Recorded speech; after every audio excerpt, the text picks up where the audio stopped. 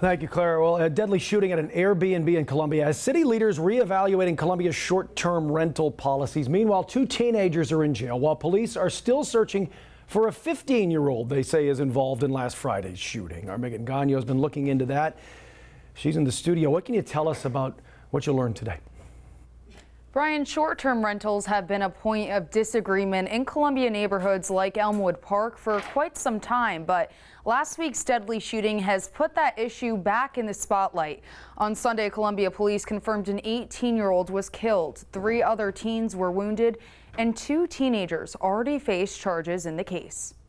I realize with social media, the music that's out there, that we need to look younger. Elementary school. Columbia City Councilman Tyler Bailey says last Friday's shooting in the Elmwood Park neighborhood underscores a much deeper issue. The ages of those involved in gun violence keeps getting younger. This situation in Elmwood Park, there were 30 rounds that were shot. I mean, you have multiple gunshots. This wasn't one. The Friday morning shooting on Lincoln Street happened inside an Airbnb in one of Columbia's historic neighborhoods. Police say a gathering ended in gunfire, wounding 3 teens and killing 18-year-old Jaden Brackens. An 18-year-old and a 15-year-old have already been arrested, and police are still looking for another 15-year-old. The level of destruction caused by the gunfire was really just indescribable. On Sunday, Columbia Police Chief Skip Holbrook said the city would declare the rental where the shooting happened a public nuisance and cease rental operations. However, the property doesn't have a history of problems. The conversation about short-term rentals is on neighbors' minds.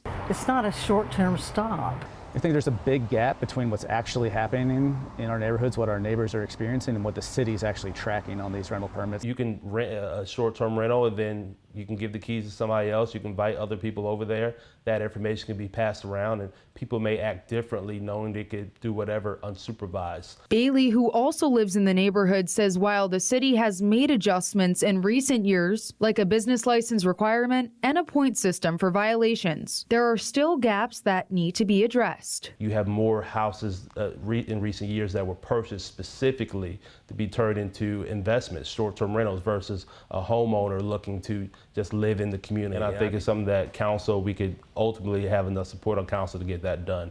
And so I'm 100% spearheading that, and I'm behind that. Now, City Council is expected to discuss the next steps on short-term rentals and possible updates to the city's short-term rental rules on Tuesday. In studio, I'm Megan Gagno, Watch Fox News, Local First.